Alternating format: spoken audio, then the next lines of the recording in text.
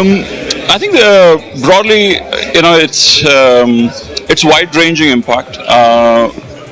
The changes are global in nature, so all the corporations which are operating in a global basis will have to relook at their operating models, their business processes, and the IT infrastructure, personnel, training, awareness. So it is a organization-wide impact in our mind, and also ability to recognize the ambiguity that exists and plan for the next 2-3 years how this is going to evolve, but still have a tactical plan in place because there is some upcoming mandates coming up.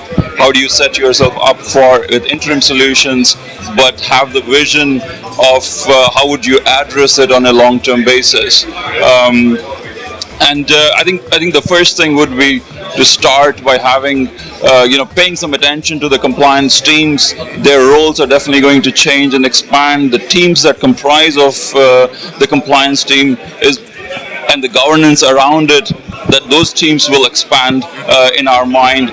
There will be much more involvement of the business, both the front office, mid office, back office, users directly in this process, and of course the risk control and IT owners. They all need to be part of any sort of governance in this particular space, at least in the near to medium term. But once we get into the stable state, we can see this becoming an operational function.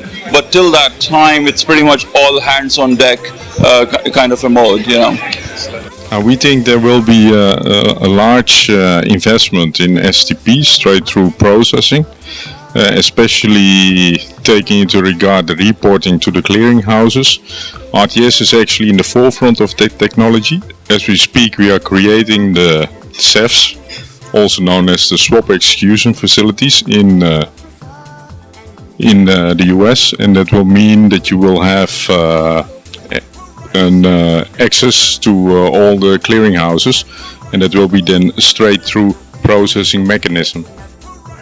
I'm Ian Jones from SAS Risk Advisory, and looking at the incoming regulatory issues, I think there's two big problems that the industry has. Beside the issue of not knowing really what the regulations are going to be and how to react to them, the crucial issue is being able to standardize data and organize their data schemes across their various systems in order to actually get information out in a clean way that they can meet the reporting requirements for the industry.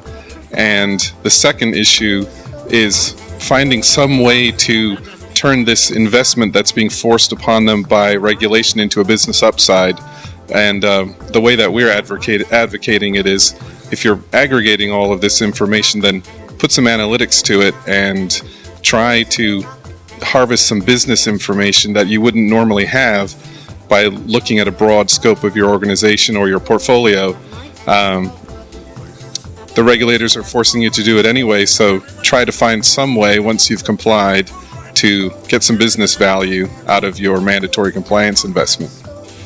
Hi, we're here today in a fantastic venue to look at the implications of Dodd-Frank and the growing compliance agenda across the US and Europe and its impact on the infrastructure behind energy trading. We've had some fantastic talks today, and there's a lot of extremely good industry players here and all the top name companies. As a result, it's a great place to be to understand what's going on in the energy business.